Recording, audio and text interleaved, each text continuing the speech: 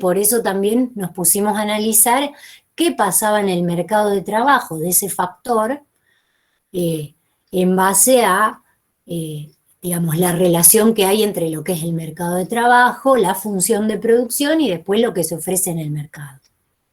Pero vimos, habrán leído en el apunte sobre la oferta agregada, que también necesitamos otro tipo de factores como son los recursos de capital, ¿sí?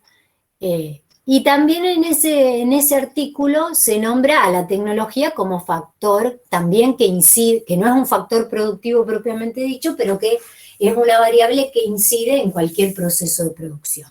Bueno, acá lo que hicimos fue agregar los otros dos factores productivos que quedan, que son los recursos naturales o la tierra, y me parece que acá, a ver, ¿dónde está? Bueno, acá en la tecnología está incluida la dirección de empresas o iniciativa empresarial, que también podríamos ponerlo como un cuarto factor productivo.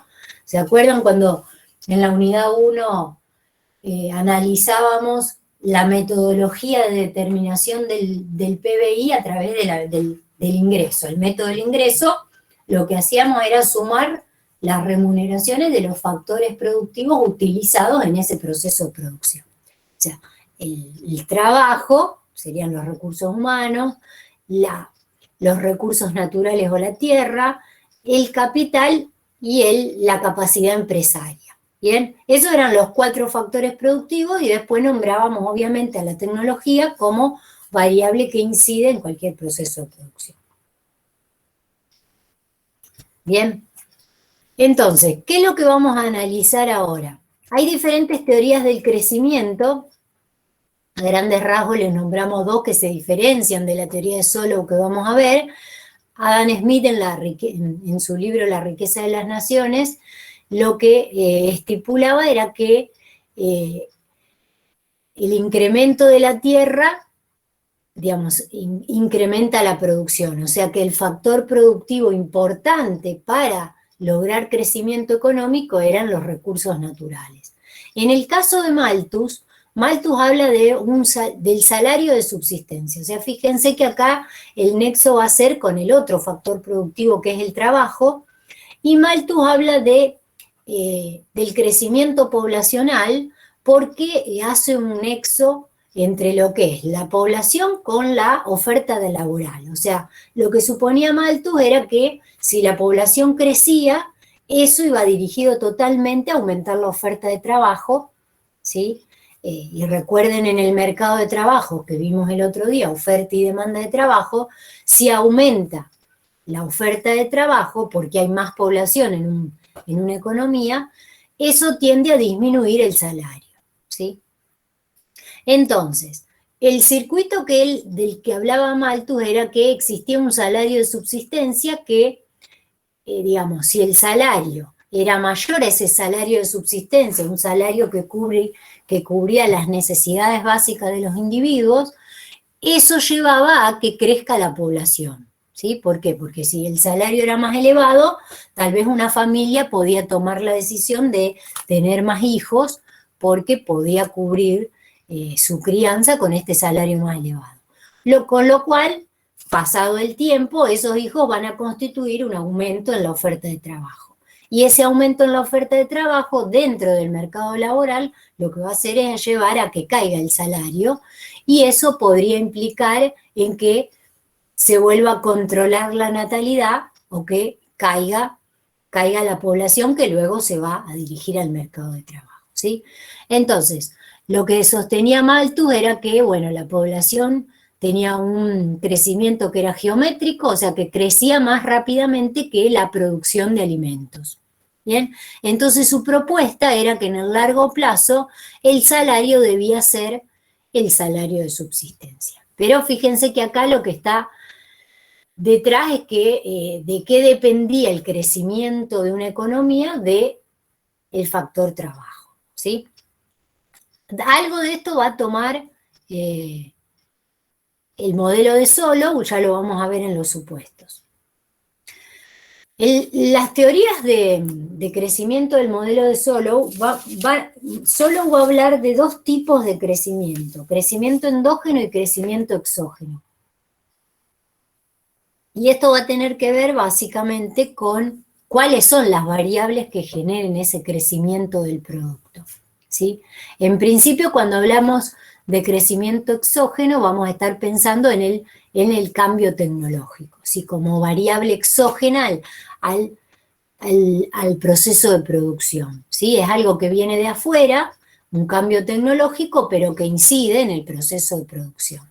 Entonces, lo que Solow sostiene es que determina el crecimiento sostenido en el nivel de producción per cápita, producto per cápita, y permite la convergencia en el estándar de vida entre diferentes grupos de países, o sea que tendería a que todos los países se asemejen en el largo plazo en los niveles de crecimiento, ¿sí?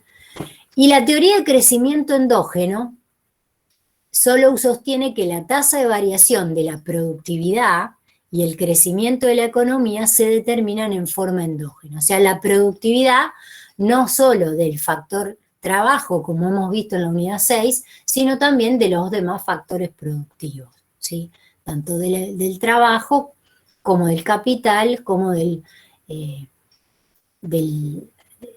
la capacidad empresaria. Hablaba de procesos, bueno, learning by doing, o sea, aprender haciendo, economías de escala y externalidades en el conocimiento. Todas estas cuestiones hacen referencia a los factores productivos propiamente dicho, y él sostenía que las variaciones en los factores productivos podían incidir en las tasas de crecimiento del producto de una economía. Bien, ahora vamos a ver cuáles son las cuestiones de las que habla Solow. En principio, yo voy a agregar algunos supuestos adicionales al modelo de Solow.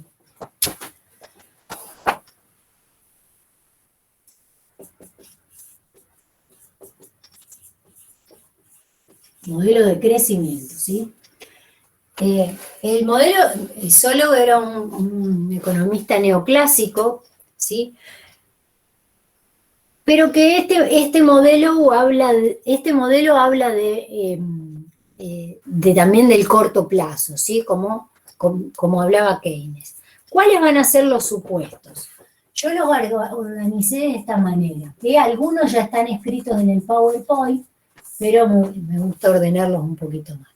En principio, acá lo que toma de Malthus, que les decía que se asemeja el pensamiento, es en la relación que hay entre la población y la fuerza de trabajo, ¿sí? Porque lo que dice Solow es que tanto la población como la fuerza de trabajo crecen a una tasa de crecimiento n, que después la vamos a ver que las utiliza en su fórmula. Entonces, vamos a poner uno. Población y fuerza de trabajo, o sea que para Solow, si crece la población, va a crecer la fuerza de trabajo, que sería la oferta laboral, ¿sí?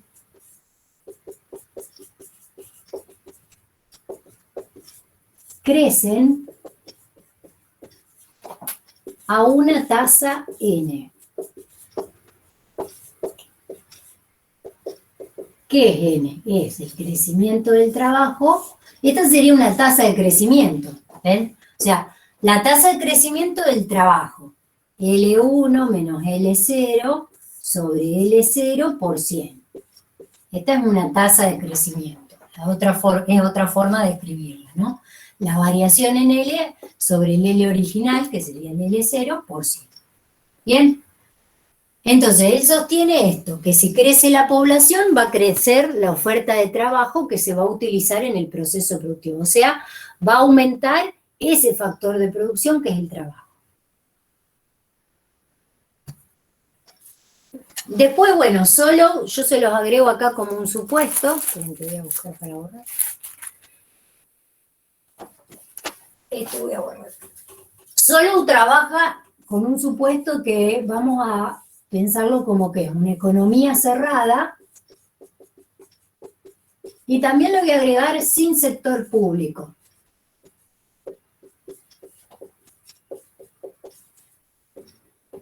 Entonces, en el equilibrio el ahorro va a ser igual a la inversión.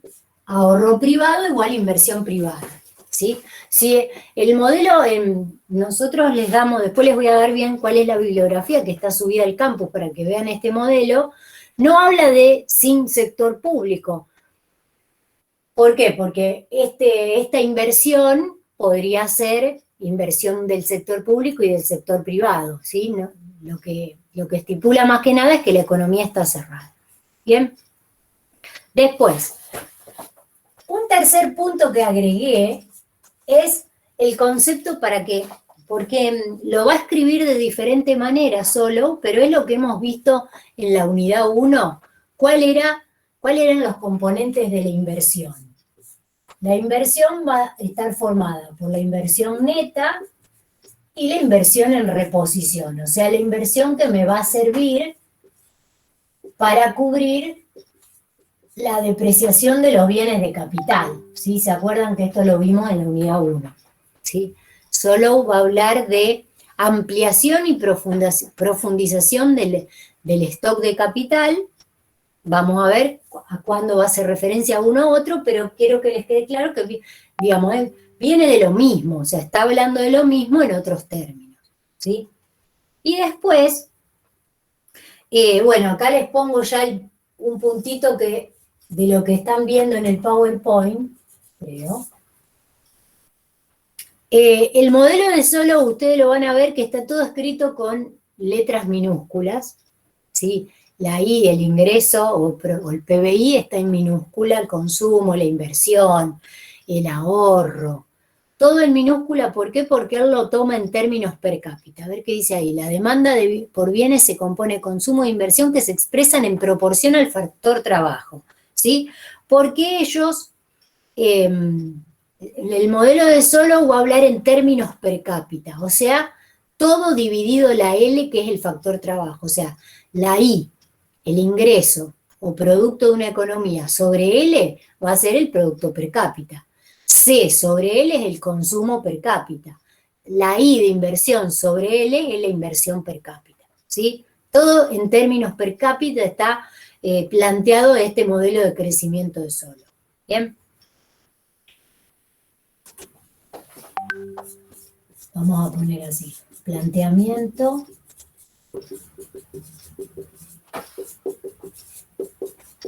en términos per cápita. Por ejemplo, I es igual a I sobre L. I minúscula es igual a inversión sobre L. Lo mismo para el consumo.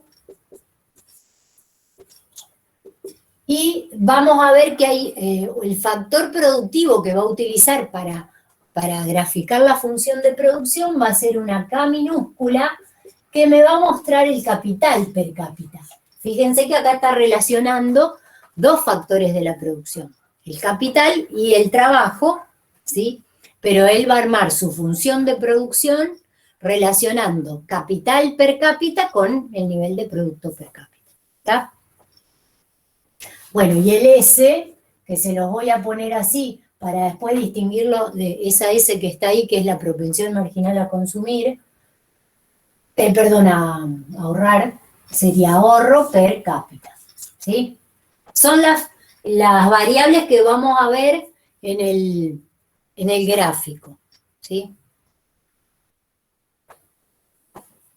Y después les agrego un quinto supuesto, en donde les voy a poner que el ahorro es una proporción fija, que es lo que está escrito ahí, a ver, ¿en dónde? Bueno, es la de la ecuación 4, pero ahí ya me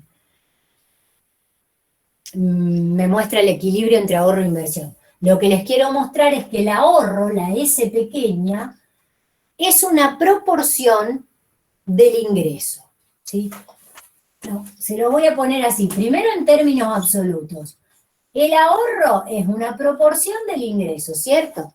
Porque como vimos a partir de la unidad 2, dijimos que el ingreso de un agente económico se divide en dos partes.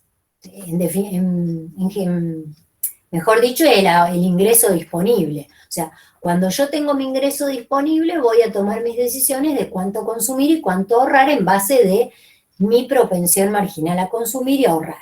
Es por eso que este modelo plantea lo mismo. O sea, lo que está diciendo esto es que el ahorro es una fracción del ingreso. Y la otra parte va a ser consumo, ¿sí? Luego, medido en términos per cápita, sería la S chiquita, S por I. Así, ¿ven? Les pongo esta S así como en cursiva. Esa S en cursiva sería la propensión marginal a ahorrar, que hemos visto a partir de la unidad 2, cuando hemos visto la propensión marginal al consumo, que es un número entre 0 y 1, y la propensión marginal al ahorro, que también es un número entre 0 y 1, que sumadas dan 1, ¿sí? O sea, la totalidad del ingreso, una parte se ahorra y otra parte se consume. ¿Por qué nosotros vamos a plantear la parte del ahorro ahora? Y porque ese ahorro es el que va a financiar a la inversión. ¿Bien? ¿Queda claro entonces por qué puse una S así? La S en cursiva, ahí lo que pasa que ahí acá por ejemplo, si ustedes se fijan en el PowerPoint, bueno, acá dice, la demanda por bienes se compone de consumo e inversión. O sea, fíjense que este sería el modelo simple de determinación del ingreso que hemos visto en la unidad 2, solamente con el sector privado, ¿sí? Consumo e inversión. ¿Está? Esperen que voy a hacer ingresar a alguien.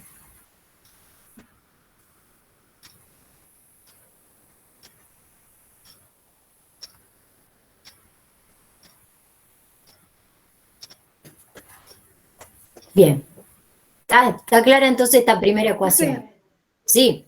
Perdón, ¿me podrías repetir lo de la S en cursiva? Que no llegué a anotarlo. Bueno, esta S en cursiva sería la propensión marginal al ahorro.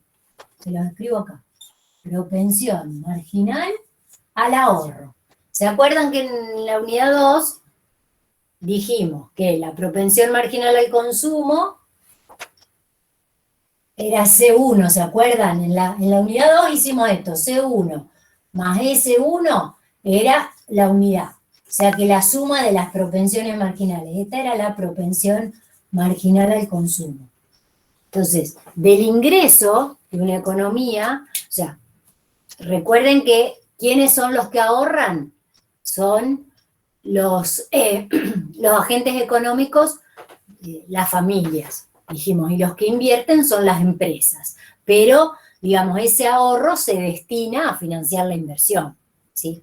Entonces, ¿qué estábamos diciendo? Que de ese ingreso disponible que tienen las familias, o sea, el ingreso disponible, acuérdense que era el ingreso menos el pago de impuestos y más las transferencias que uno podía recibir. Entonces eso es verdaderamente de lo que dispone un agente económico para tomar sus decisiones de cuánto ahorrar y cuánto invertir.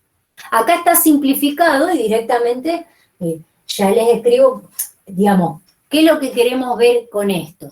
Que del ingreso que está en la economía, una parte se ahorra y otra se va a consumir. ¿Sí? Eso es lo que vamos a ver. Bien, vamos a dividir este ingreso de la economía, acá está en términos absolutos, en mayúscula, una parte se ahorra, por ejemplo, si la propensión marginal a ahorrar es 0,40, quiere decir que de 1.000 que es el ingreso, 400 pesos se ahorran y los otros 600 se van a consumir. ¿Sí? Por ende, la propensión marginal al consumo en ese ejemplo sería 0,60. Por eso estoy diciendo que la suma de ambas propensiones siempre da la unidad. ¿Tá? ¿Qué es lo que dice acá? Fíjense que acá dice que la propensión a ahorrar está entre 0 y 1. ¿Sí? Y bueno, sumada a la de propensión a consumir, la propensión marginal al consumir me daría la unidad. ¿Sí? Entonces, en esta segunda ecuación, fíjense que lo que estamos planteando acá es, perdón, que el consumo en términos per cápita es la propensión marginal a consumir por el ingreso. O sea, ese 1 menos ese sería esto. Yo lo puedo escribir acá así. Se lo pongo acá como un 6. C. Uy, pero la C en cursiva es la misma. Bueno, el consumo es igual a C por I, ¿cierto? O sea, el consumo es la propensión marginal a consumir por I, que es la C1 que nombrábamos en la bibliografía de la unidad 2. ¿Por qué les pongo C1 y S1? Porque esta es la forma en que está nombrada en el libro de Mochon y Becker, que es el libro que les hemos dado para que vean el modelo del multiplicador. ¿Sí? Pero es lo mismo, ustedes tienen que acordarse que este C1 es la propensión marginal a consumir. Y que este C acá también me está representando esa propensión marginal a consumir, porque es una parte del ingreso que se está destinando al consumo. ¿Sí? Esta letrita chiquita me está mostrando un porcentaje, digamos. Si la propensión marginal a consumir es 0,60, quiere decir que el 60% del ingreso lo estoy consumiendo. ¿Tá? Después solo lo que hace es expresarlo en términos per cápita y por eso pone todas las variables en minúscula. ¿Sí? Pero para el análisis es lo mismo. ¿Tá? ¿Por qué está diciendo que es 1 menos S por I? Y porque como C1 más S1 es 1, si quieren le ponemos así, C más S, ¿sí? Ahí está. Entonces, el C es igual a 1 menos S, ¿ven? Por eso ahí en la fórmula está directamente el 1 menos S, porque como nosotros vamos a plantear, solo plantea la función del ahorro también, por eso es que estamos hablando en términos del ahorro y no del consumo.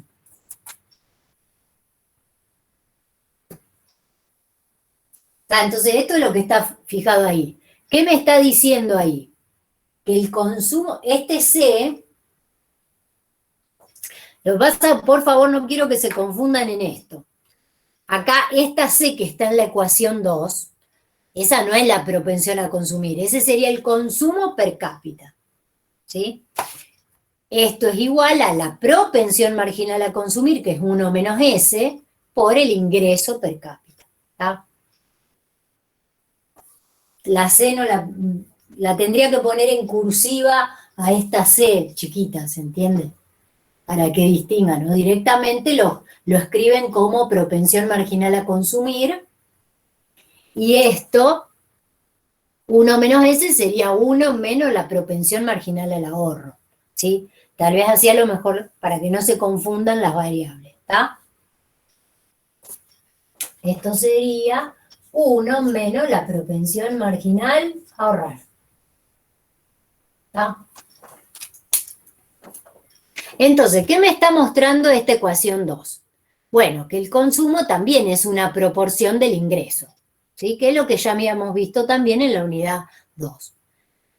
Y acá en la 3, lo que está haciendo es sustituir lo que nos dice la ecuación 2, que el consumo es 1 menos S por I, lo pone acá. En la 1, en vez de poner la C de consumo, pone 1 menos S por I. Entonces, el ingreso es el consumo más la inversión.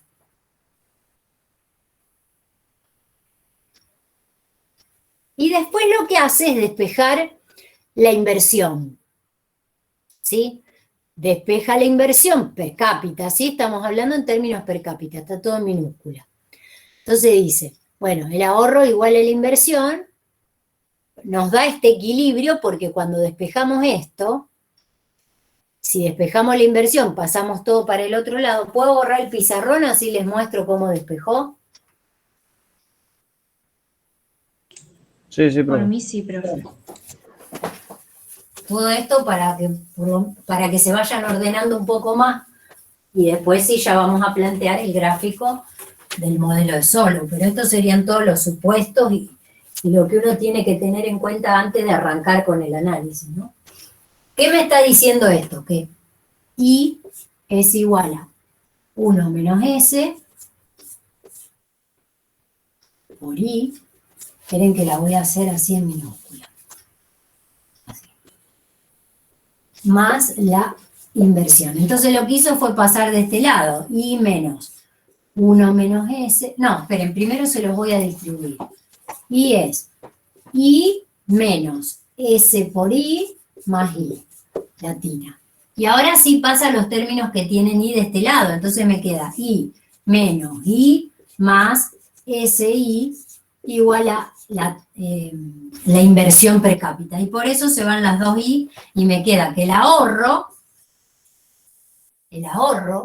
que es una función del ingreso, es igual a la inversión. ¿Tá? Que es el equilibrio que les planteé como supuesto, digamos. ¿Tá?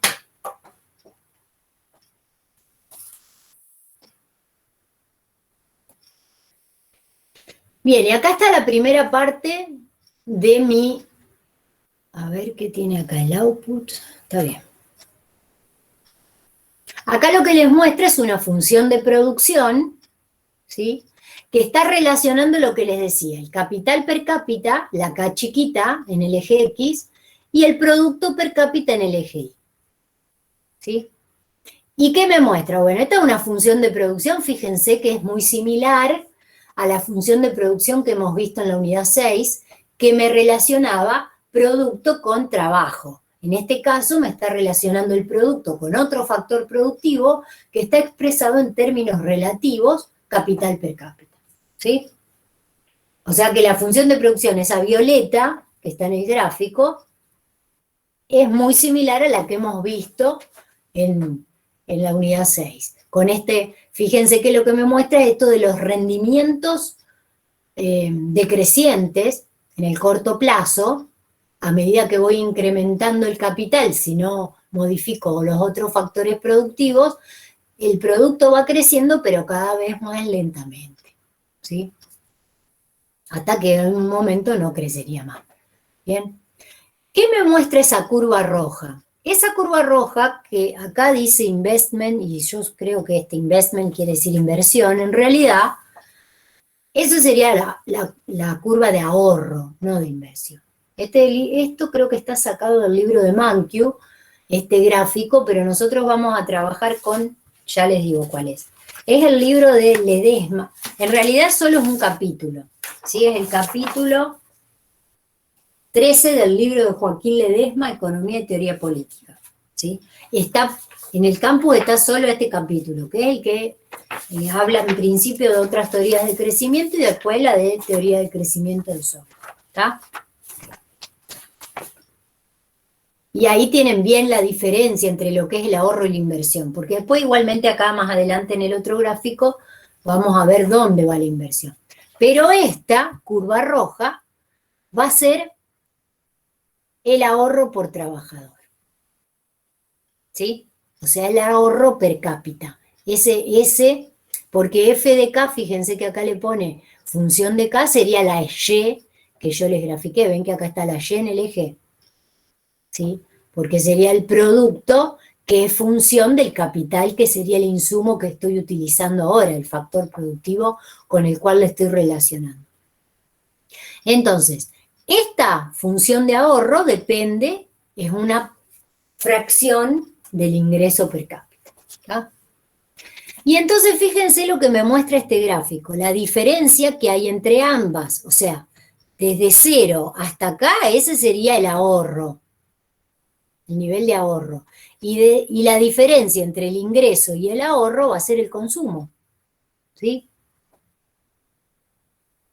Porque el ingreso, ¿ven cómo les muestra esta flechita? El ingreso o el PBI, el producto, sería desde este punto, en la función que es violeta, hasta el 0. ¿Sí? Todo esto es el ingreso, si le resto el ahorro, me quedaría el consumo.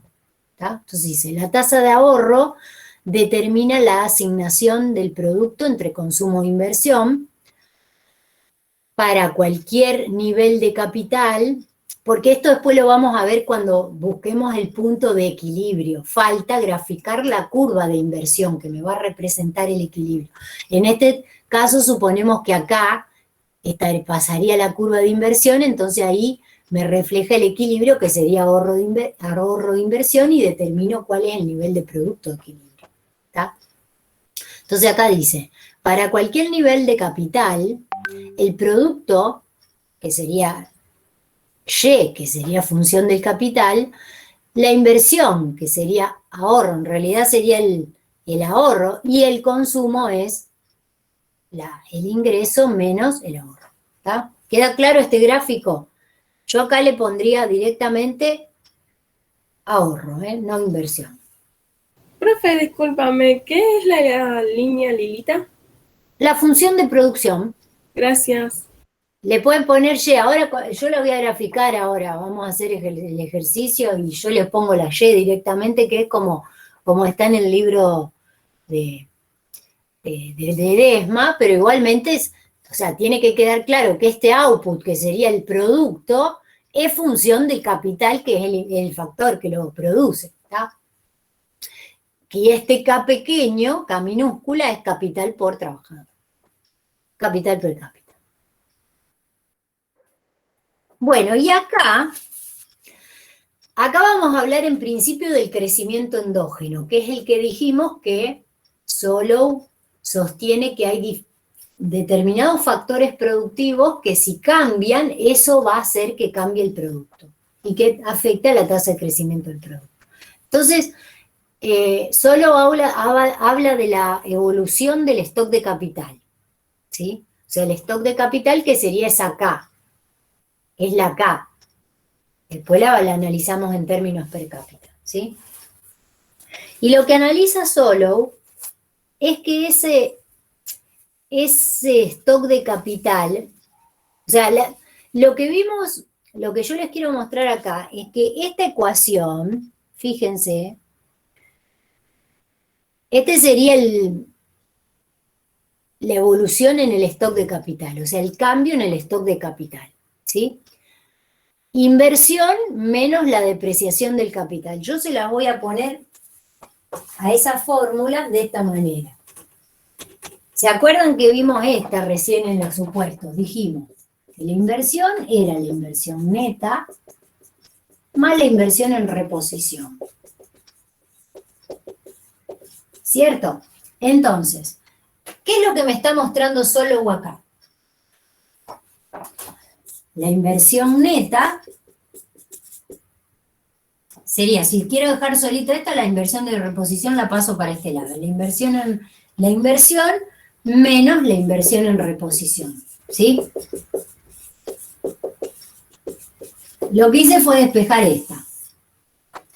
Que, como ustedes se acuerdan de la unidad 1, habíamos dicho que la inversión neta era la compra de una maquinaria nueva, de un bien de capital nuevo.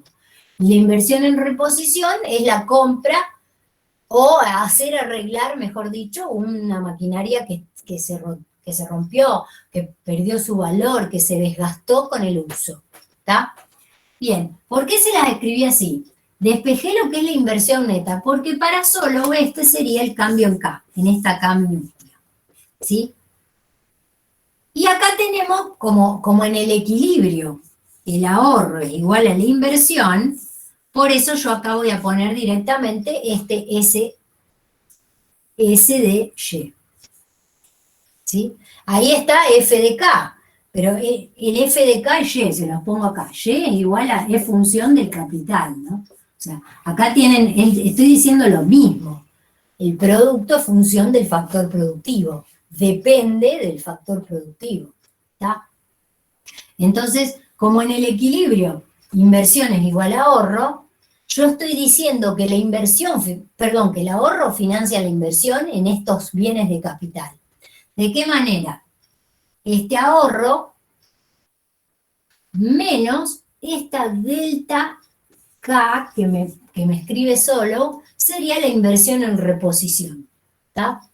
Entonces, bueno, acá les dejo esto para que recuerden que estamos en equilibrio y por eso acá sustituimos esta con esta.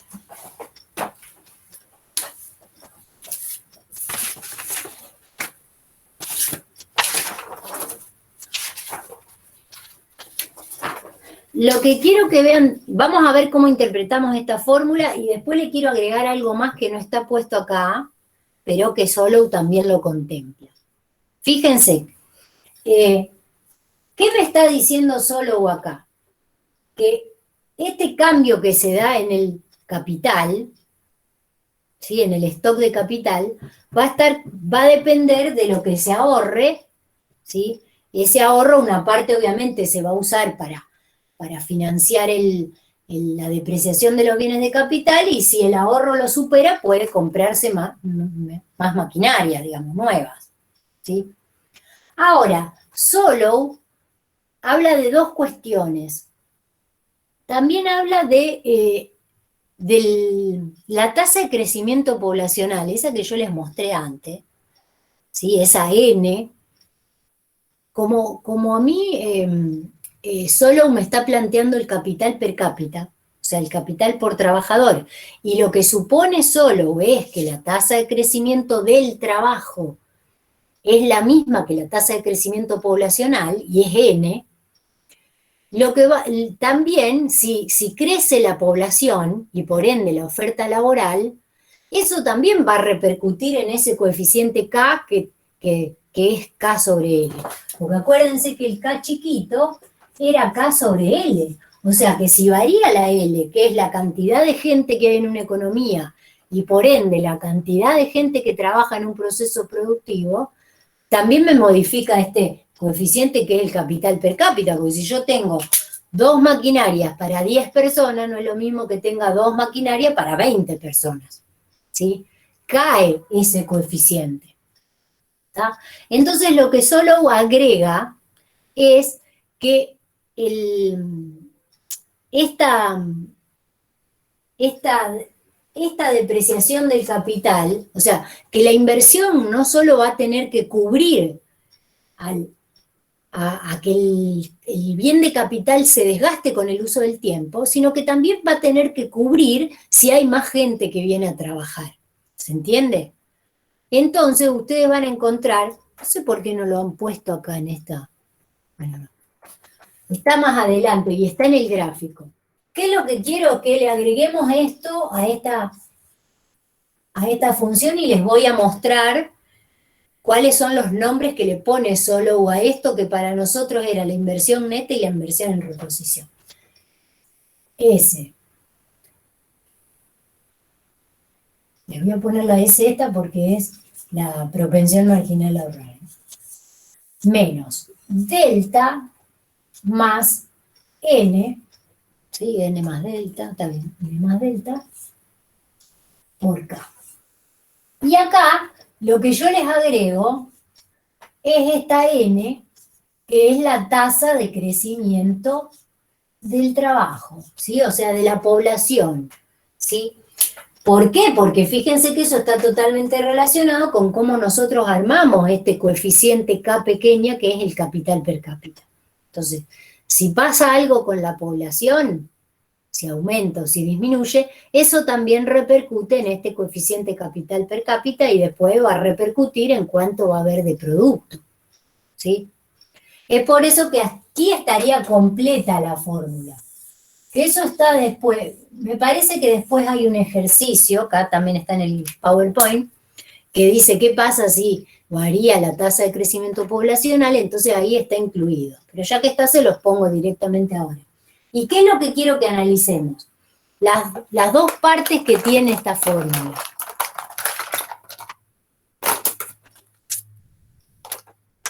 Bueno, creo que está escrito. Esta fórmula va a tener dos partes.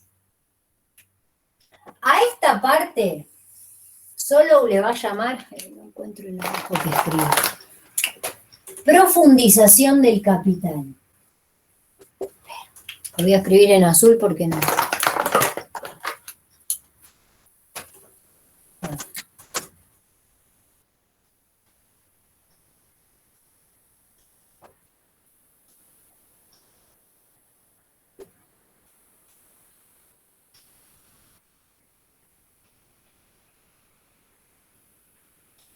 A esto Solow lo llama profundización del capital, ¿sí? Y a esto,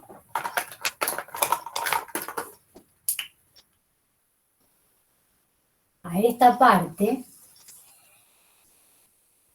la va a llamar ampliación del capital.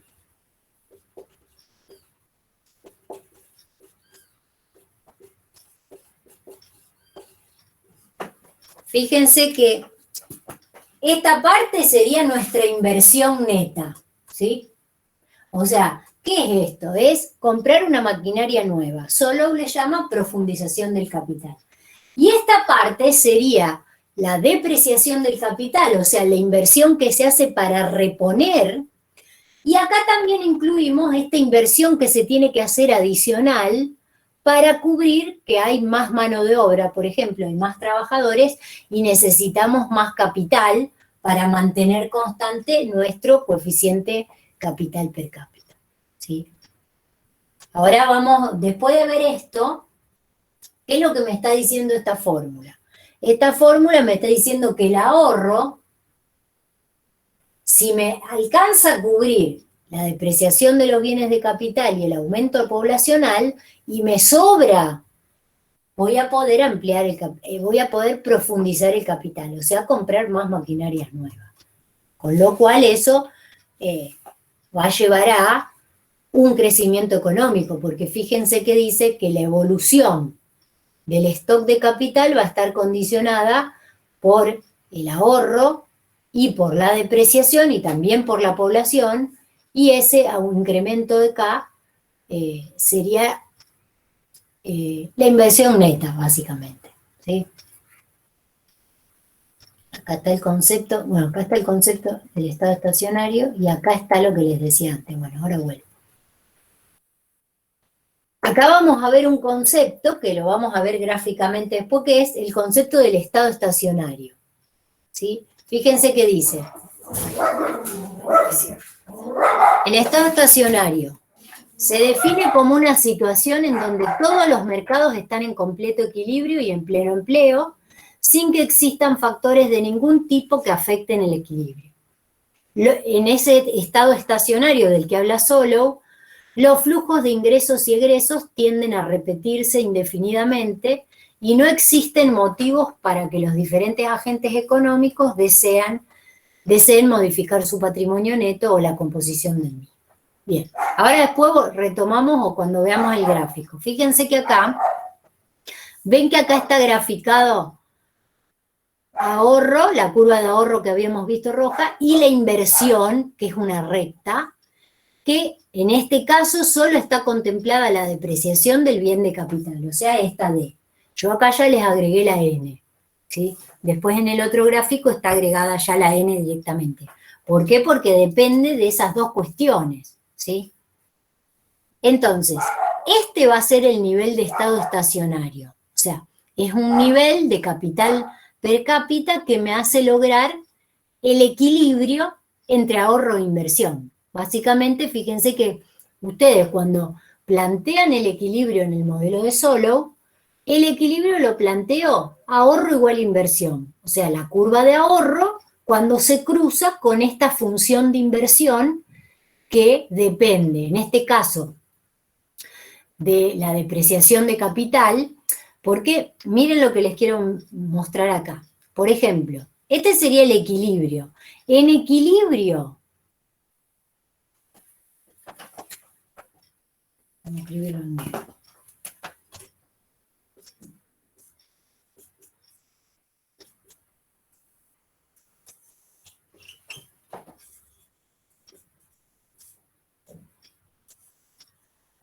Fíjense lo que les puse acá. En el equilibrio,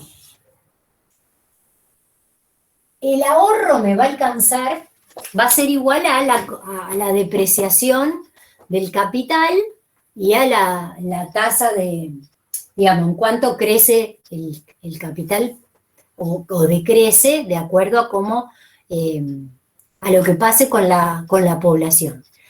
¿Qué pasa si yo estoy a la izquierda de este equilibrio?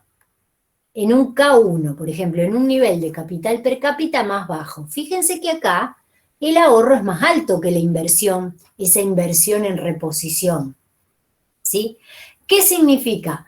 Que si yo aumento capital, llego al estado estacionario de equilibrio nuevamente. O sea que tengo recursos, tengo ahorro para comprar una maquinaria nueva. Y es por eso que eso sería un desequilibrio y después las fuerzas hacen que se vuelva al K estrella.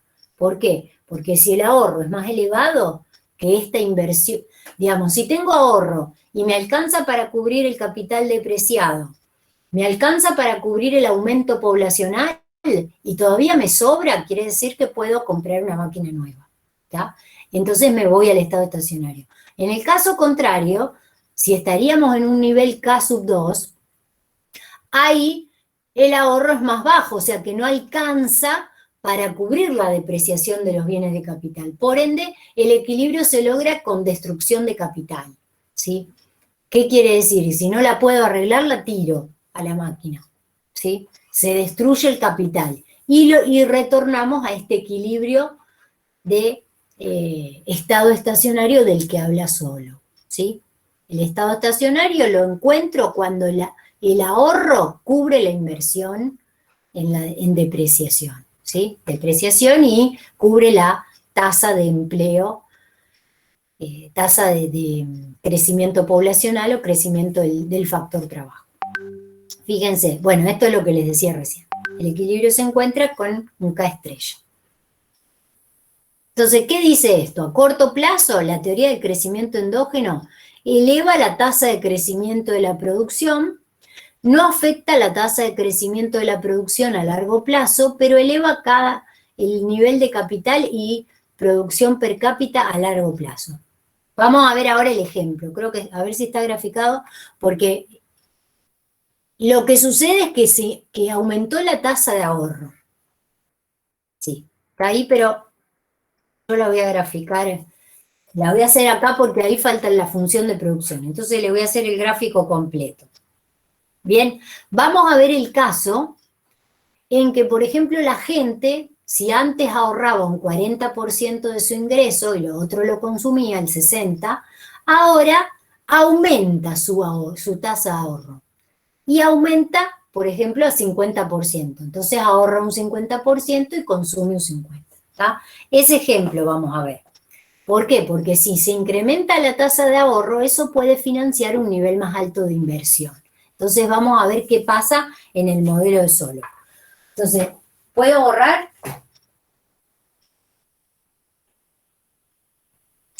Sí, profe.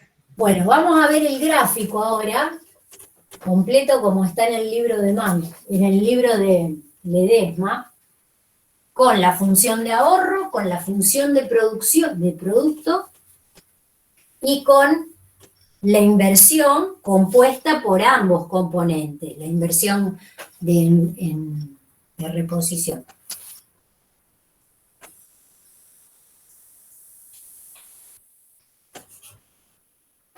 Esto sería el F de K que ustedes tenían en el gráfico. Y acá tengo el K chiquita. Entonces tenemos, le voy a hacer primero la recta. La recta es N más delta K. Es lo mismo, N o delta. Después tenemos la función de ahorro y la función de producción. Esta es la que falta. Partimos de un equilibrio inicial en donde ahorro es igual a inversión. ¿Sí? Acá tendríamos un estado estacionario y una vez que yo miro igual a ahorro e inversión, acá tengo, este sería mi nivel de ahorro, ese Y sub 0, vamos a ponerle, busco cuál es el producto. Este sería Y sub 0, el nivel de producto. Entonces, como estaba en el gráfico anterior, bueno, esto sería ahorro y esto sería el consumo. ¿Sí?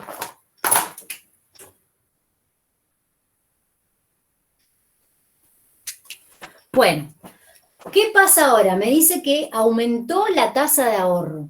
Quiere decir que la propensión marginal a ahorrar aumentó. Entonces, la función de ahorro, por ejemplo, ese es el que cambió. O sea, si la función de producción es 1000 y la tasa de ahorro era el 40%, quiere decir que el ahorro era 400 y el consumo era 600. Ahora, la producción sigue siendo 1000, pero ¿qué me dice? Que ahora yo ahorro el 50%, entonces ahorro 500 y consumo 500 de esos 1000. Entonces mi función de ahorro se va a trasladar por acá. Vamos a ponerle prima. ¿Sí? Porque en realidad la Y no, vamos a ponerle a la S prima acá. Porque lo que cambió fue la propensión marginal a ahorrar. No cambió el ingreso. ¿Sí? ¿Se entiende? Ponemos prima ahí. Entonces, ahora, fíjense dónde está el nuevo equilibrio entre ahorro e inversión, más acá. Vamos a ponerle el S acá.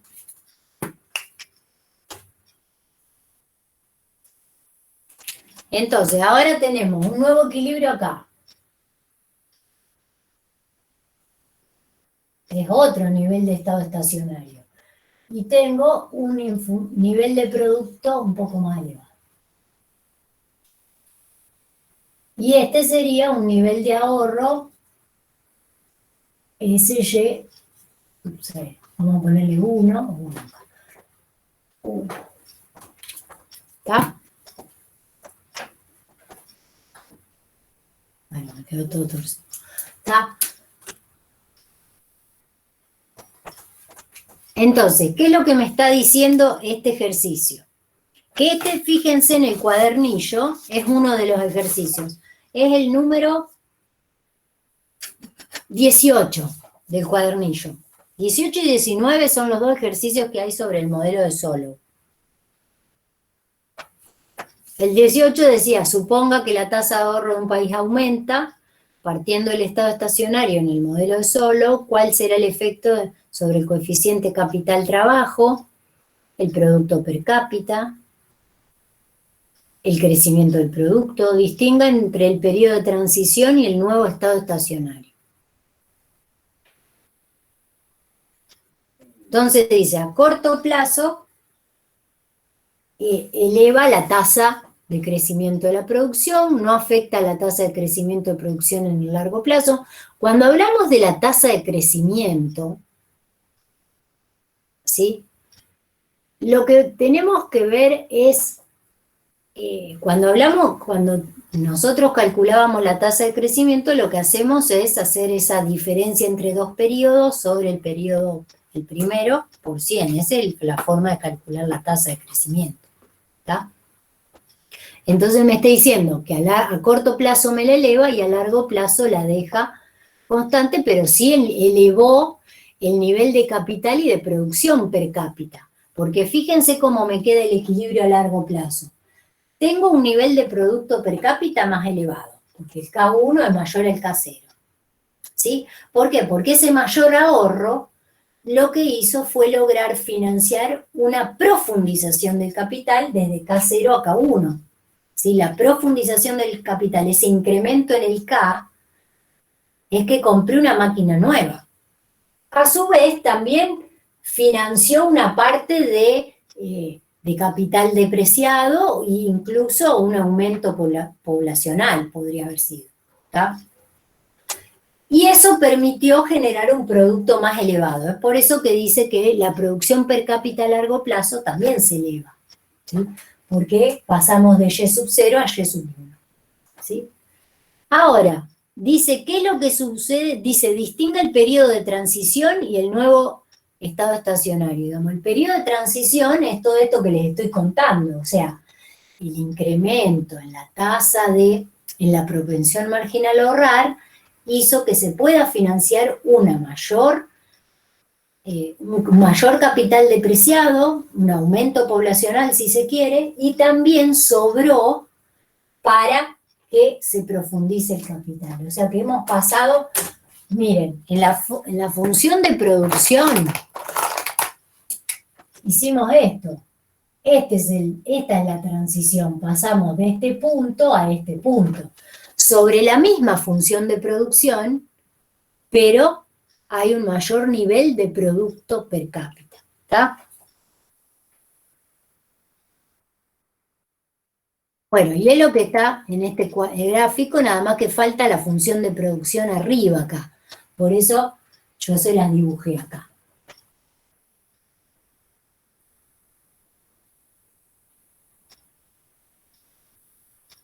Entonces ven que acá estamos ante un nuevo estado estacionario, que sería este K1 en nuestro gráfico.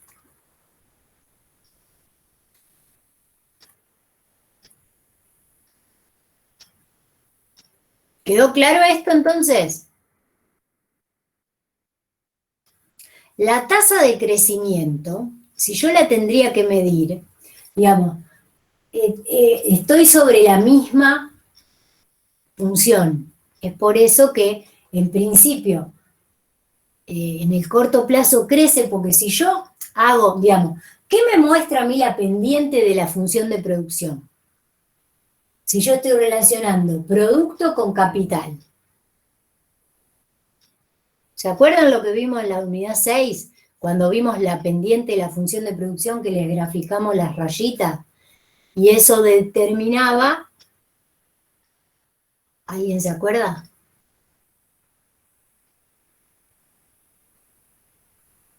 La productividad. ¿Sí? Productividad marginal del factor que estemos analizando. Acá estamos analizando el capital. En la unidad 6 era la productividad marginal del trabajo, ¿se acuerdan? Bueno, entonces, esa pendiente va decreciendo a medida que vamos avanzando con el factor productivo en el corto plazo. ¿Sí? ¿Estamos? Entonces eso es lo que me muestra, que va decreciendo y, digamos, porque cuando yo tengo que calcular una tasa de crecimiento, por ejemplo, yo haría, si este producto era 1000 y este producto es 1200, hago 1200 menos 1000, o sea, la tasa de crecimiento, si yo tendría que calcular la tasa de crecimiento, acuérdense que la tasa las pueden encontrar con un triangulito, sería I sub 1 menos I sub 0 sobre I sub 0 por 100. Esa sería la tasa de crecimiento del producto, ¿está?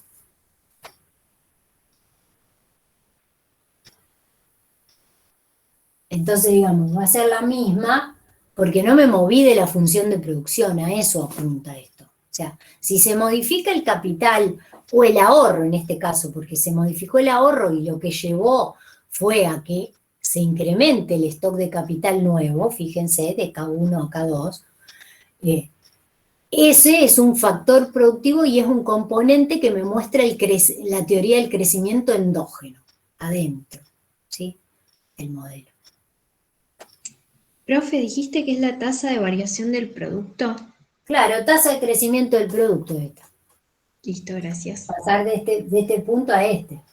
Pero fíjense que si uno analiza la pendiente, cae, porque acá es más elevada que acá.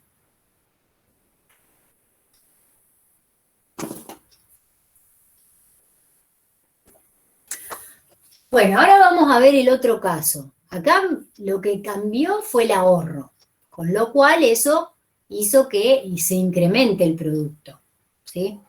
Pasaría lo contrario, obviamente, si los agentes económicos deciden consumir más y ahorrar menos, por ende la función de ahorro se iría para abajo y el análisis sería para el otro lado, ¿está? Ahora vamos a ver el caso, también es de crecimiento endógeno, en donde varía la población, que sería el recurso productivo trabajo, y como nosotros estamos evaluando el capital por trabajador, vamos a ver cómo repercute. ¿Está? ¿Puedo borrar el gráfico? Profe, Sí. perdón, ¿ya dijiste entonces cómo responder a las preguntas del Sí, punto 18? porque dijimos, bueno, ¿cuál será el efecto sobre el coeficiente capital-trabajo? Lo aumenta, este es el capital-trabajo. Sobre el producto per cápita lo aumenta, pasamos de I0 a I1. El crecimiento del producto acá tenemos que ver porque la pendiente de la función de producción disminuye acá, ¿sí? O sea, ¿qué es lo que me dice el PowerPoint? Que en el corto plazo hay un incremento de la tasa de crecimiento, pero después en el largo plazo estamos en la misma función de producción que antes, ¿sí? O sea que va decreciendo a medida que se incrementa factor productivo, ¿va? Y después, cuando dice distinga entre el periodo de transición y el nuevo estado estacionario, digamos, el periodo de transición es esta profundización del capital, que se da desde K sub 0 a K1, ¿sí?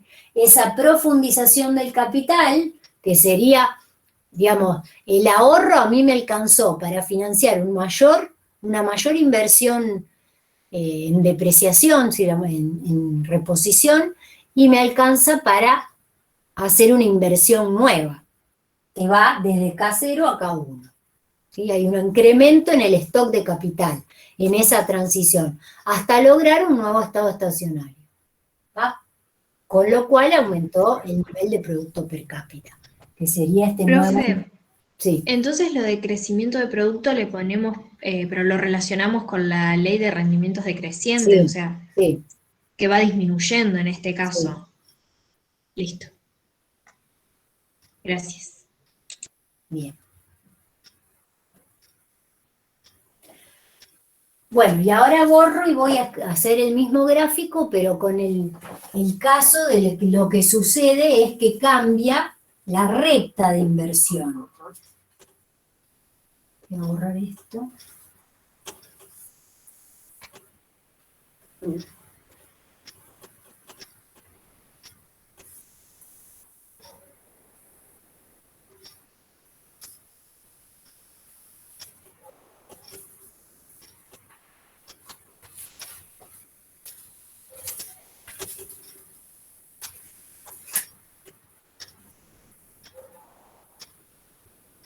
Entonces, partiendo de este mismo equilibrio inicial,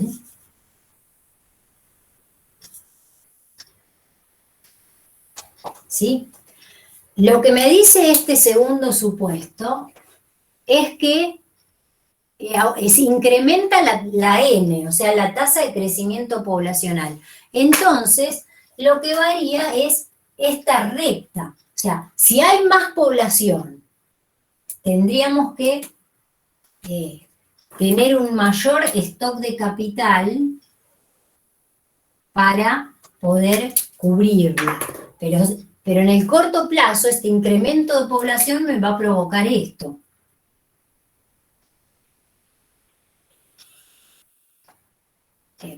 Yo voy a tener una N más pequeña, perdón, más grande, por ende me incrementa la pendiente de esa recta, ¿sí? Fíjense lo que tengo yo ahora acá.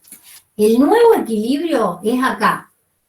¿Dónde busco el equilibrio? Donde ahorro es igual a inversión, o sea, la función de ahorro, que es esta negrita, y la inversión, que es esa nueva. Entonces acá yo tengo un nivel de capital per cápita más bajo. Y fíjense la producción como cae.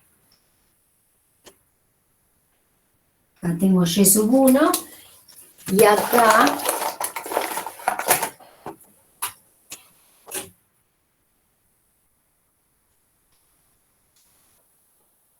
la función de ahorro, digamos, el equilibrio, ¿no? La función de ahorro no varió. Nada más que me va a alcanzar ahora para cubrir a menos depreciación del capital. Entonces hice un incremento en la tasa de poblacional, dice reduce el stock de capital. Porque fíjense que como el K es K sobre L, si aumenta el L, obviamente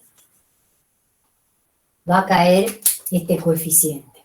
Acá estaríamos, digamos, acá tendríamos un estado estacionario más bajo. ¿Qué es lo que dice nuestro ejercicio?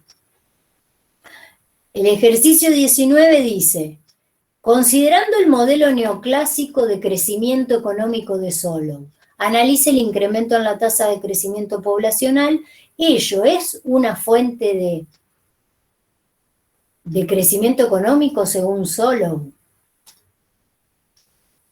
Y acá fíjense lo que pasó, o sea, el incremento poblacional, en definitiva, se asemeja a lo que es una destrucción de capital.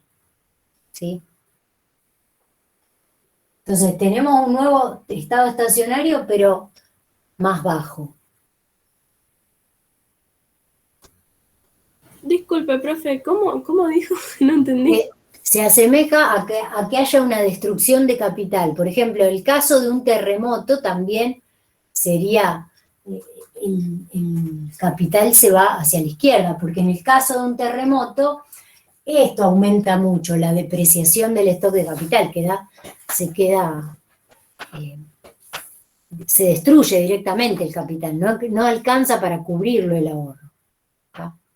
Gracias, profe. Entonces ponemos que no hay crecimiento económico. No. Para la teoría de Solow, que aumente la población, eso va en contra. ¿Qué es lo que... Acá, ¿cómo me quedaría, digamos? El nuevo estado estacionario me queda en un nivel de capital por trabajador más bajo y un nivel de producto más bajo. O sea, la función de producción tampoco varió, pero tengo menos producto per cápita. Entonces, esta pregunta uno la puede relacionar, tienen una antes, que es la número 14. Ya que está, tocamos ese temita porque es una conclusión que hay en este apunte de Ledesma que hace sobre la teoría de Solow. Entonces, fíjense que lo que vimos en el gráfico es que si la población aumenta, eso repercutiría negativamente en el crecimiento económico, ¿sí? En el producto de la economía. Reduce el stock de capital del estado estacionario, es lo que dice ahí el gráfico. Entonces, les voy a leer el ejercicio 14. Porque dice, un economista reconocido expresó lo siguiente con relación al ahorro en América Latina. Resulta preocupante para el crecimiento de América Latina la baja tasa de ahorro. ¿Tiene razón el economista de preocuparse? Bueno, acá el 14 habla de la tasa de ahorro, pero el análisis también es parecido cuando hablamos de la población. Porque en realidad, primero se lo explico por el lado de la población y después con la tasa de ahorro. Cuando hablamos de la tasa poblacional, solo lo que nos dice acá es que si crece la población, eso va a ser negativo porque va a alterar la relación capital-trabajo y la reduce, ¿cierto? Pero lo que decía Keynes era que si aumentaba la población, iba a aumentar la demanda, ¿sí? Entonces, si uno lo relaciona, digamos, Keynes ¿cómo pensaba? Como lo que vimos en la unidad 2. Si aumenta la población, aumenta el consumo, y eso es un factor reactivador de la economía, porque por efecto multiplicador, si aumenta el consumo, aumenta el ingreso, ¿cierto? Entonces, fíjense que la misma variable que cambia de la misma manera, según Solow afecta negativamente al ingreso, y según Keynes afecta positivamente. ¿Está? En cuanto al cambio poblacional. ¿Bien? ¿Queda claro? Entonces, según Solow, si yo lo tendría que analizar, el crecimiento poblacional produce una caída en el estado estacionario, y por ende una caída en el producto per cápita, y según Keynes, un aumento por el lado del consumo. ¿Bien? ¿Por qué Keynes está analizando por el lado de la demanda y Solow por el lado de la oferta? Porque lo toma como un factor productivo, ¿se entiende? Y la otra cuestión es que justo es la del ejercicio 14, pero también lo vemos ahora, es que cómo piensan el tema del ahorro, tanto Solow como Keynes. ¿Sí?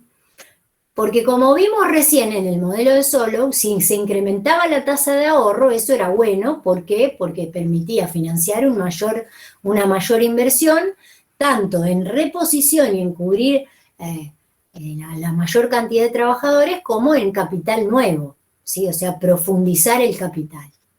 Entonces, eso permitía que incrementar el crecimiento, el ingreso per cápita, ¿sí? Ahora, para Keynes, ¿qué pasaba con el ahorro? ¿Se acuerdan? En el modelo del multiplicador, Keynes, ¿qué dice del ahorro? ¿Está contemplado en los componentes de la demanda agregada o no? De la demanda agregada no. ¿Por qué? ¿Qué hay en la demanda agregada? Bueno, digamos, está el ingreso disponible, pero él habla del consumo, o sea que la demanda Claro. agregada crece si crece el consumo y el consumo Ujú. va a crecer si se ahorra menos. Eco, muy bien. Entonces, ese ejercicio del 14, que dice que un economista dijo, resulta preocupante para el crecimiento de América Latina la baja tasa de ahorro. Entonces dice, ¿tiene razón el economista en preocuparse? Responda por el lado del modelo simple de Keynes y responda por el lado de la teoría de crecimiento de Solow. Entonces, según Keynes, que haya una baja tasa de ahorro sería bueno, porque si hay bajo ahorro, como dijo la compañera, aumenta el consumo y eso, por efecto multiplicador, aumenta el ingreso. ¿Bien? En cambio, para Solow, si hay una baja tasa de ahorro, eso haría que baje la función esa roja de ahorro y habría un menor nivel de capital per cápita que genera un menor nivel de ingreso per cápita. O sea que sería lo contrario. ¿Tá? O sea, en ambos casos, tanto pensando en el ahorro como pensando en el nivel poblacional, ambos autores concluyen de manera diferente. ¿Sí? Profe, perdón, ¿cómo puedo anotar lo de Solow si cae el ahorro que piensa él? Si cae el ahorro, va a caer el nivel de capital per cápita. O sea, el nuevo estado estacionario para Solow va a ser a un nivel más bajo. Menor capital per cápita y por ende menor ingreso per cápita. Es lo que me mide el producto de la economía, ¿no? El ingreso per cápita. Gracias, profe. Y para Keynes, si hay menor ahorro, es mejor porque hay más consumo, y Keynes sostiene que esas variables de la demanda agregada son las que fomentan por efecto multiplicador un incremento del ingreso. ¿Tá? Entonces concluyen de manera diferente. ¿Estamos? Bueno, y a ver si hay algo más. Bueno, en el PowerPoint no está el gráfico, así que lo vamos a hacer acá y terminamos con esto. El caso del crecimiento exógeno, o sea, vamos a ver el caso en que lo que varíe sea la tecnología. Obviamente que en general lo que vamos a hablar es de un cambio tecnológico y eso es positivo para cualquier proceso de producción, ¿no? Voy a borrar.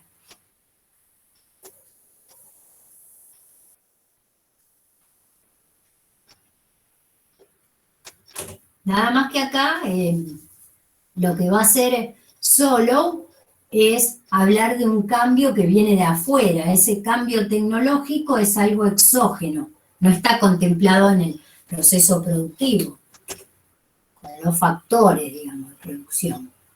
Entonces, nosotros tenemos esta función de producción Y, este nivel de ahorro, dada esa función Y, y dada la propensión marginal a ahorrar, este es el nivel de ahorro. Ahora lo que me está diciendo es que hay un cambio tecnológico. El cambio tecnológico lo que va a hacer es esto, trasladar la función de producción hacia arriba, ¿sí? Eso me va a provocar el cambio tecnológico. Entonces, ¿cómo lo voy a analizar? Y lo analizo a través de ese desplazamiento de la función de producción hacia arriba. ¿Tá? Si lo tengo graficado acá. No. Entonces, fíjense cuál va a ser el nuevo nivel de equilibrio. Si la función de producción se va hacia arriba por este cambio tecnológico, la función de ahorro, si se ahorraba un 40% del ingreso, ¿sí? Pero la función de producción aumentó, quiere decir que la función de ahorro también se va a ir para arriba, ¿sí? Entonces, me voy para arriba con mi función de ahorro, porque acá tengo una función que es mayor. Entonces, esta también se va para arriba. No porque varió la propensión a ahorrar, sino porque hay un cambio tecnológico que hizo que varíe la producción. Y es como que va a tener doble efecto. Fíjense que el nuevo equilibrio está acá, en la nueva función de ahorro con la inversión.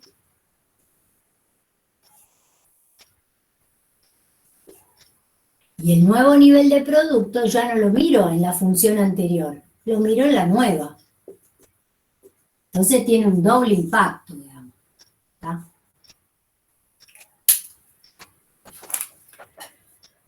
Tiene el doble impacto. Primero, porque hubo un cambio tecnológico y eso repercute directamente en la función de producción. Y después, porque este mayor ahorro hace que se incremente el stock de capital per cápita y alcance para cubrir un mayor stock de capital per cápita, me alcanza para cubrir una mayor depreciación de los bienes de capital e incluso una mayor aumento poblacional y también se profundiza el capital.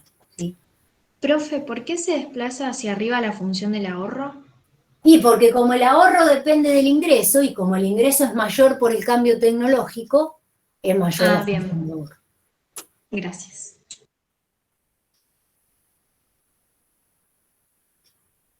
Entonces esto explica, fíjense, en el modelo de Solow la tasa de cambio tecnológico determina la tasa de crecimiento del estado estacionario del ingreso per cápita. Esto es el crecimiento del producto por persona. O sea que la voy a medir acá arriba ahora, en esta nueva función de producción. ¿Está?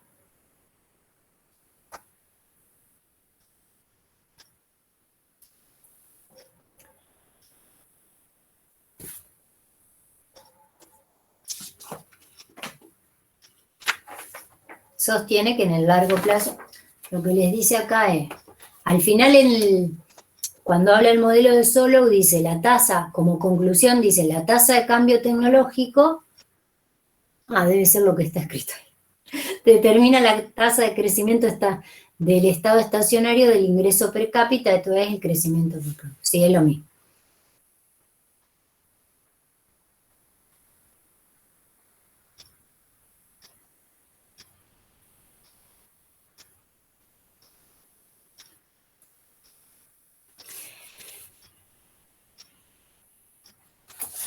Y un último puntito, eso del residuo de Solow. Cuando uno tiene que determinar, digamos, porque vieron que les dije al principio que cuando hablamos de la teoría de crecimiento, nosotros lo que queremos hacer es explicar por qué crece el producto de una economía, ¿sí? Entonces, uno lo va a poder explicar por qué, y porque varían los factores productivos, o el capital, o el trabajo, o porque haya un cambio tecnológico. Lo que sostiene Solow es que medir cuánto aporta el cambio tecnológico a esa variación del producto es muy difícil de calcular, entonces se calcula de manera residual.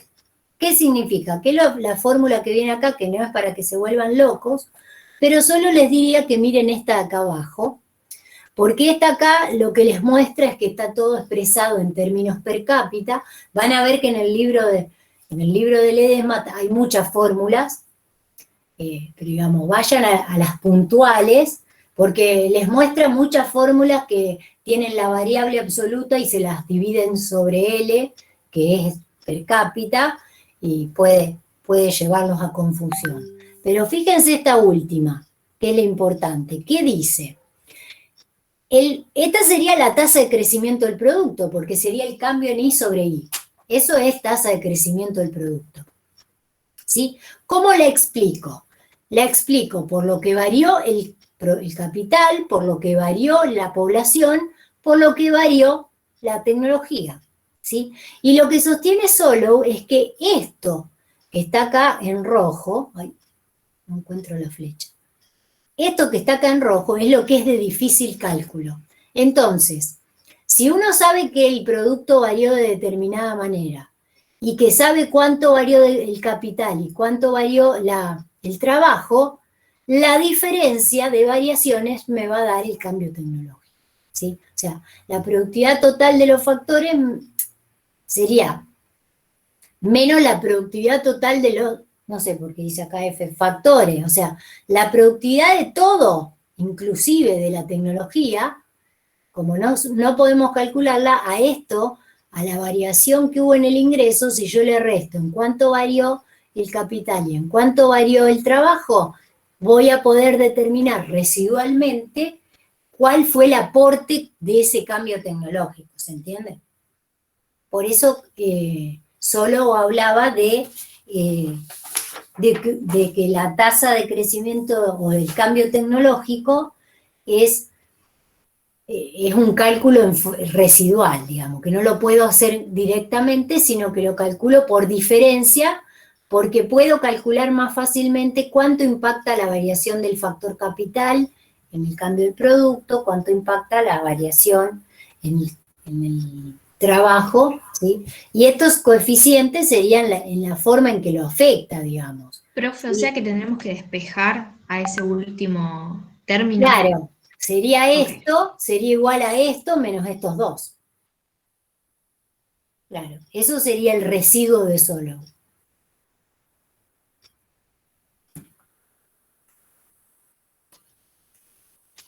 Bien. Y estoy buscando en el cuadernillo. Profe, Sí, perdón, los primeros de adelante menos la variación del producto, sería. no, la variación del producto la dejás ahí en el miembro izquierdo y los otros te los llevas restando. Ok, Te queda solito en el lado derecho el cambio en A sobre A. listo.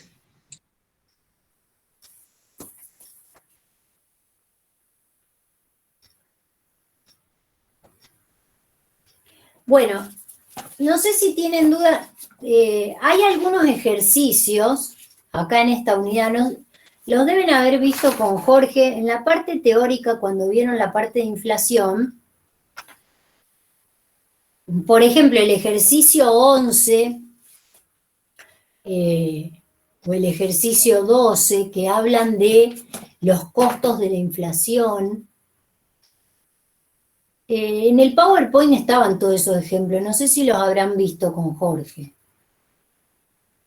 Cuando hablaron de... A ver, acá terminó el Power. Cuando hablaron con Jorge de los costos que tiene la inflación,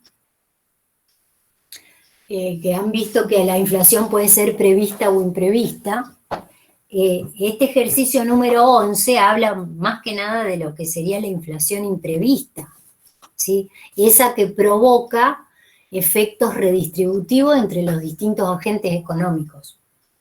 Por ejemplo, fíjense, voy al ejercicio 11, no sé si ya lo hicieron o no, o si charlaron estas cuestiones con Jorge, o no. Yo que me acuerde, no. Bueno, vamos a hacer el 11 y el 12.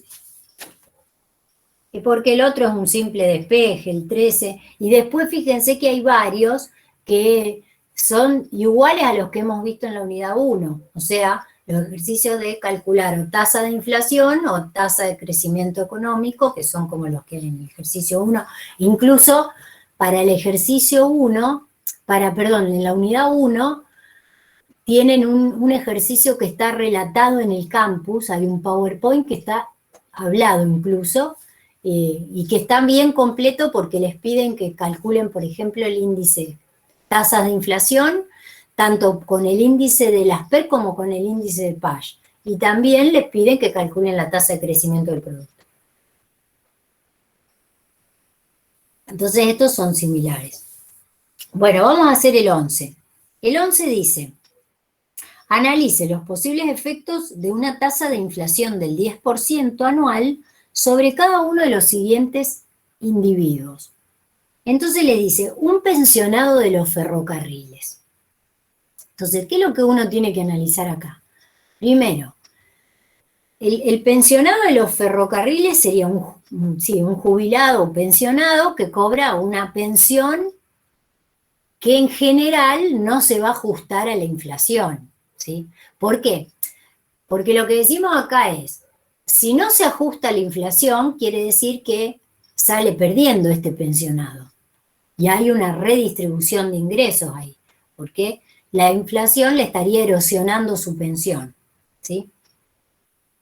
Entonces, si este jubilado, por ejemplo, cobraría su pensión por una FJP, ¿se acuerdan que antes era el sistema de jubilaciones privada?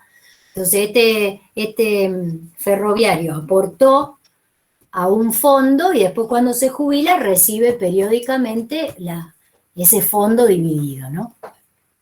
Entonces eso no se va a ajustar. En cambio, a lo mejor si está en el sistema de reparto y vieron que hoy en día las jubilaciones y las pensiones se ajustan 4 veces al año, trimestralmente.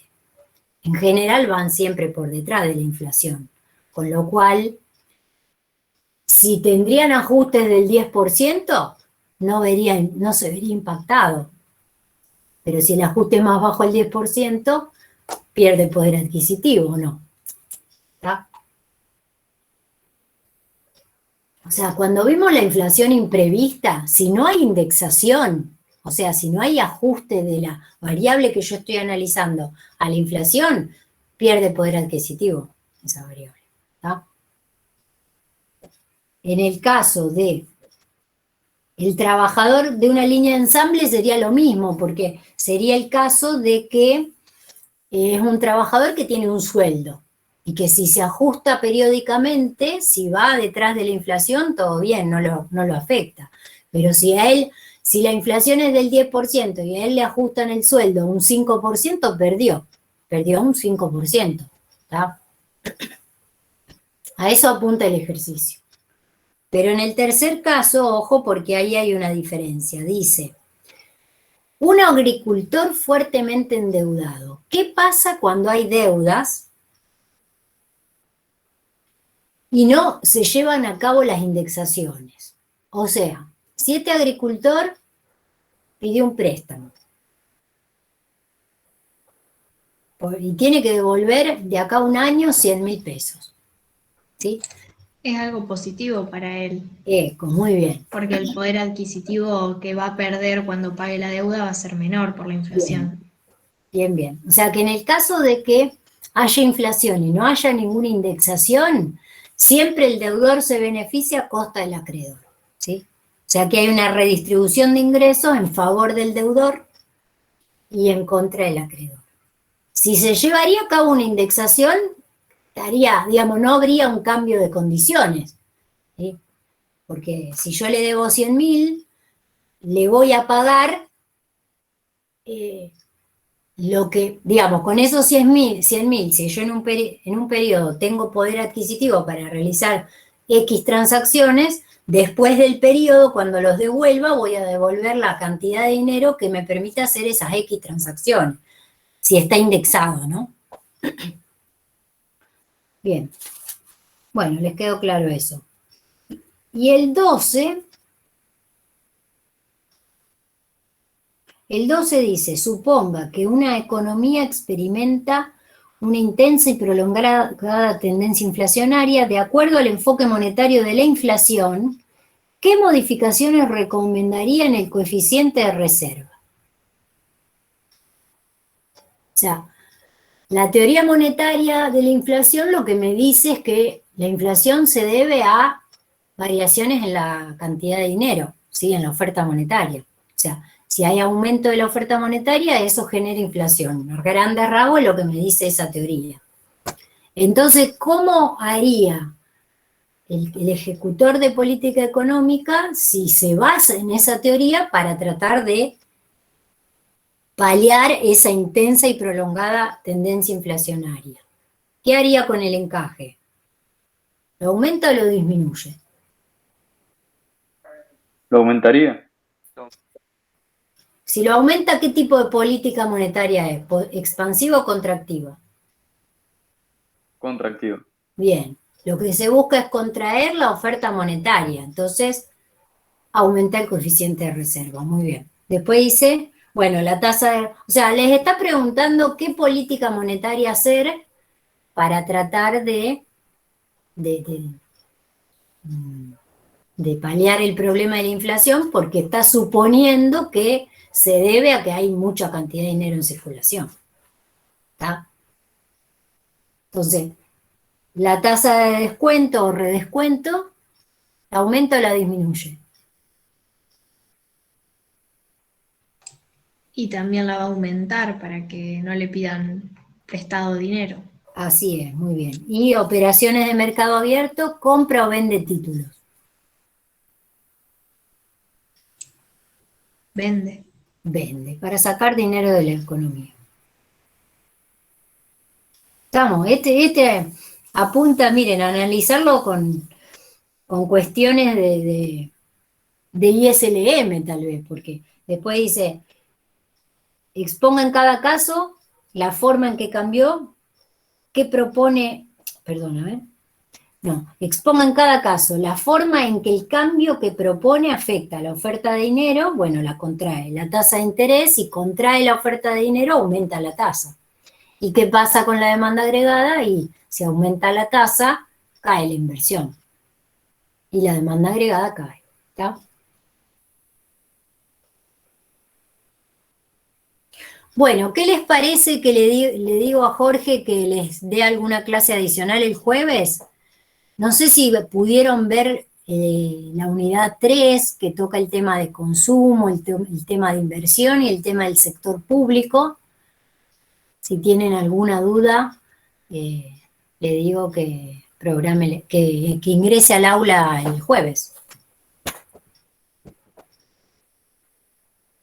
No sé. Yo la verdad todavía no la terminé de leer a la unidad 3. No sé, los demás. No, claro, con el tema es que estuvimos rindiendo y No, mucho. bueno, pero lo que yo podría decirle, como el jueves terminaría la materia, entonces como ya terminamos de ver esta unidad 8, podría hacerles así como un repaso general de la unidad 3. Así que vengan y yo le digo que dé la clase el jueves. Dale, Buenísimo, profe, profe. gracias. Sí, profe. Bueno, profe. Bueno, éxito, Profe, sí.